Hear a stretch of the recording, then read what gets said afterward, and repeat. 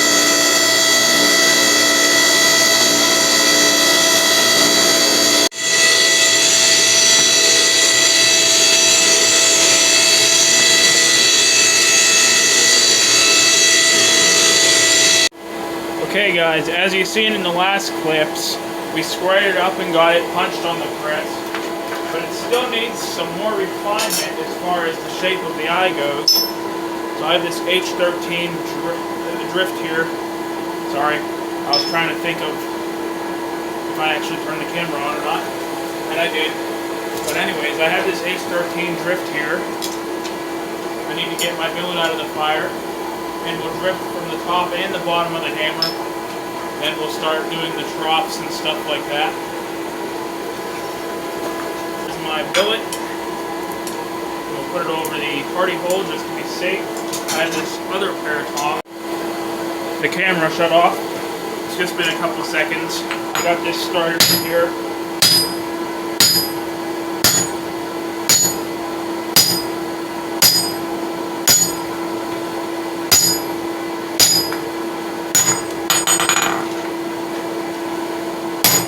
Straightened out.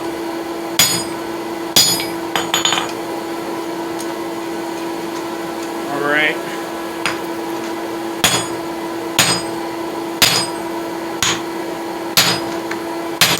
This is a 10-pound hammer, by the way. Got pretty hot there while I was trying to get the camera back on. So let's take another heat, do the bottom, and then we'll start drawing out the cheeks. You can see how they swell out here from punching and from drifting a little more. These swell out, and we'll use some drawing dies on the press and draw them out preliminary for when we start the troughs.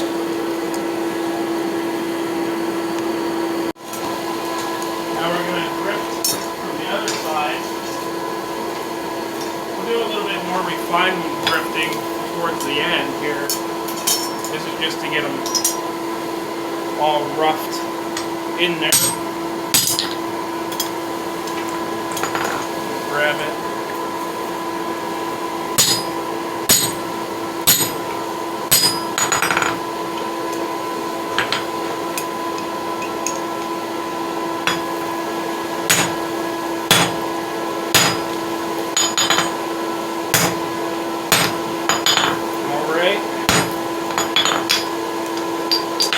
Now we'll go ahead and heat this up a little bit more, just so it stays hot basically, while I'm changing the dies. And if I'm more used to this, by the time I am more used to using the press for all the steps, I should have had the dies already in, but I don't.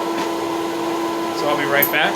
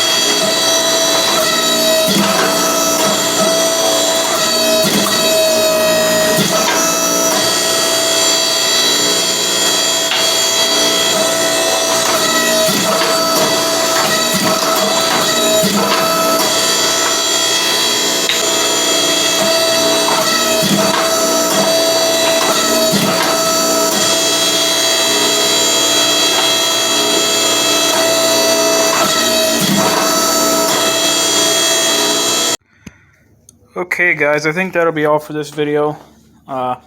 Just forging a rounding hammer. Maybe someday I'll make a video of grinding and, you know, finishing, handling and stuff on this style of hammer. So all done.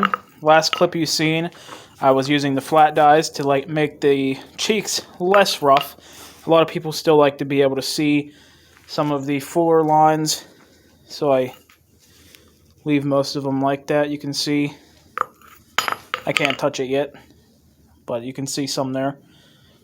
And this is my third hammer forged on the press. I water quench my 1045 hammers.